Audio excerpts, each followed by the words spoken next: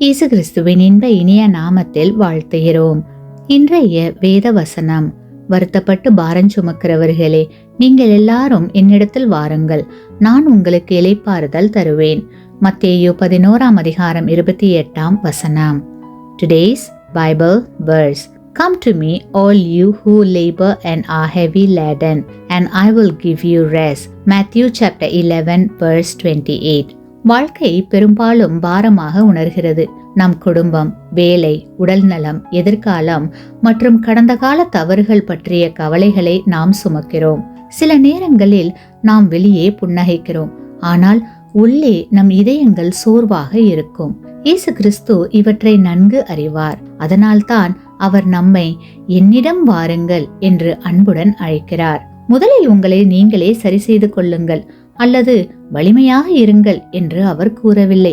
மாறாக அவர் வெறுமனே வாருங்கள் என்று கூறுகிறார். ஒரு சிறுவன் மிகவும் கனமான பள்ளி பையுடன் வீட்டிற்கு நடந்து சென்று கொண்டிருந்தான். பாதி வழியில் பை மிகவும் கனமாக இருந்ததால் அவன் உட்கார்ந்து அழ ஆரம்பித்தான். அப்பொழுது அவன் அருகே இருந்த ஒரு அன்பான மனிதர் அவனிடம் வந்து, தம்பி, ஏன் அழுகிறாய் என்று கேட்டார். உடனே அந்த சிறுவன், என் பை மிகவும் கனமாக இருக்கிறது, இனி என்னால் அதை சுமக்க முடியாது என்று கூறினான். இதை கேட்ட அந்த மனிதர் சிரித்துக்கொண்டே, நீ ஏன் என்னிடம் உதவி கேட்கவில்லை என்று கேட்டார். அந்த மனிதர் சிறுவனின் பையை தூக்கி கொண்டு வீடு அடையும் வரை சிறுவனுடன் நடந்தார்.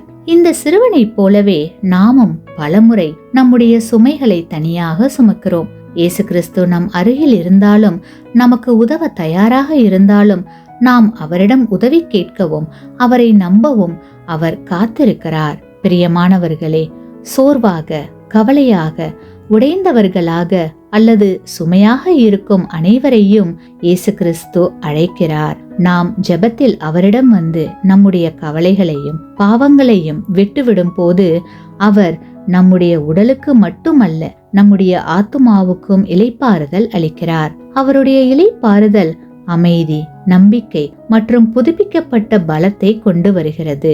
கிறிஸ்துவுக்குள் அன்பான சகோதர சகோதரிகளே, இன்று நீங்கள் எந்த சுமையை சுமந்தாலும் அதை இயேசு கிறிஸ்துவிடம் கொண்டு வாருங்கள். அதை அவர் பாதத்தில் வைத்துவிட்டு அவரை முழு மனதோடு நம்புங்கள். அப்பொழுது அவருடைய தெய்வீக பிரசன்னம் உங்களுக்கு இளைப்பாறுதல் அளிக்கும். ஆமேன்.